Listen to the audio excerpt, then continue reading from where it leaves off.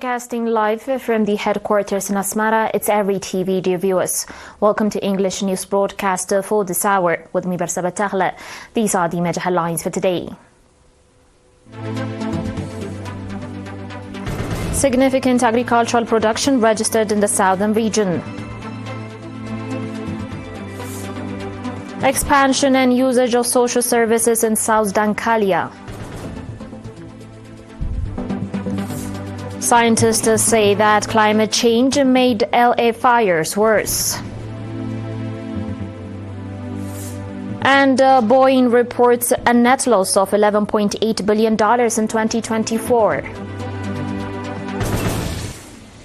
On your domestic reports, at an activity assessment meeting held on 27 January in Mendefera, it was reported that significant agricultural production was registered in 2024.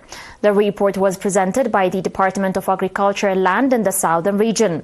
Mr. Yaman Abai, Director General of the office, stated that the commendable achievements were the result of coordinated efforts by farmers and various government institutions combined with abundant rainfall. He indicated that out of the 167,000 hectares of cultivated land, 80% was allocated to various crops, while the remaining land was used for oil crops. Regarding vegetables and fruits farming, Mr. Yamana reported a 10% increase compared to the previous year. He also mentioned that a variety of improved seeds had been distributed to farmers. Furthermore, Mr. Yamana highlighted the extensive water and soil conservation activities carried out in the region. The construction of a dam in Addo-Ala Maimenes subzone has been completed, while new dams are under construction in the subzones of Dakamhara, Ad-Ghayeh and Mendefera. Participants engaged in extensive discussions on the issues raised at the meeting and adopted various recommendations. Speaking at the occasion, Mr. Habd Abdesfatian, governor of the region, called on agricultural experts in all the subzones to work in coordination to enhance agricultural production and conduct extensive water and soil conservation efforts.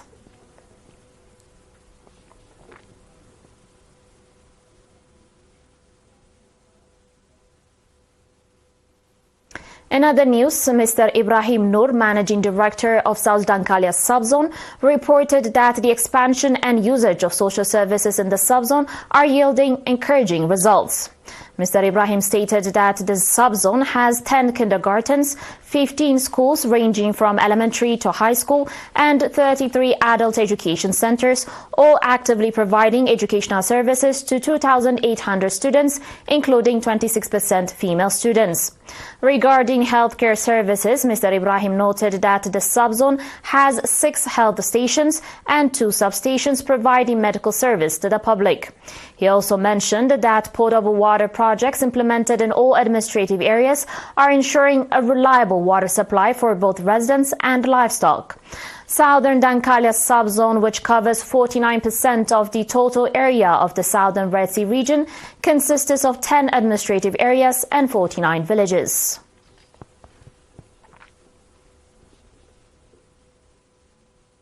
The Ministry of Labour and Social Welfare in the Fortosawa subzone has rehabilitated disadvantaged families by providing them with livestock worth 10,000 nafa each.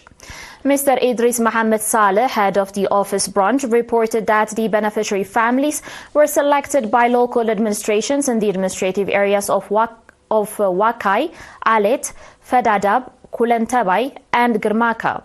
The beneficiary families expressed their gratitude for the support they received and conveyed their commitment to working hard to improve their livelihoods.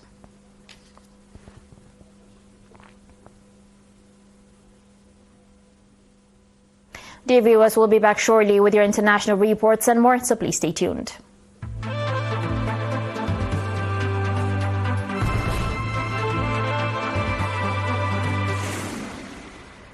Welcome back.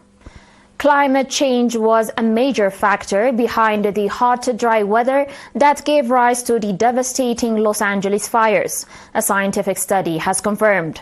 It made those weather conditions about 35% more likely, according to World Weather Attribution, globally recognized for their studies linking extreme weather to climate change.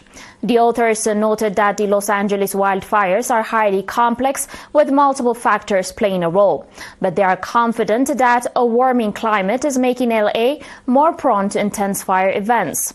Around 30 people have died in Los Angeles wildfires, and more than 10,000 homes have been destroyed in the fast-spreading destructive fires that broke out in early January.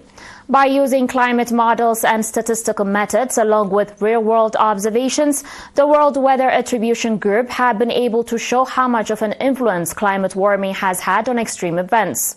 Despite such findings, reports indicate that the U.S. has not acted upon the 2015 agreement to combat climate warming and thus avoid such catastrophic events.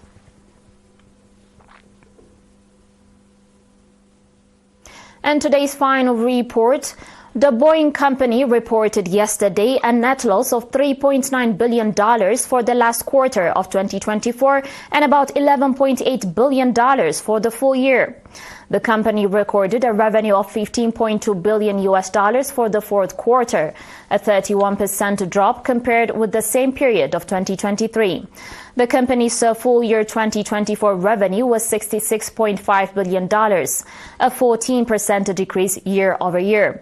The company generated a negative $3.9 billion of operating cash flow in the fourth quarter and negative $12.1 billion of operating cash flow for the full year of 2024. According to further data, the company's debt was $53.9 billion. For the full year, Boeing delivered 348 commercial airplanes, a decrease of 34% compared with the year 2023.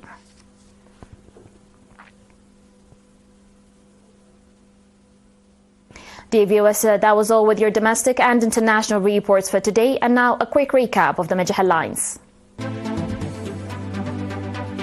Significant agricultural production registered in the southern region. Expansion and usage of social services in South Dankalia. Scientists say that climate change made LA fires worse. And Boeing reports a net loss of $11.8 billion in 2024. That was it for today, dear viewers. Thanks for watching.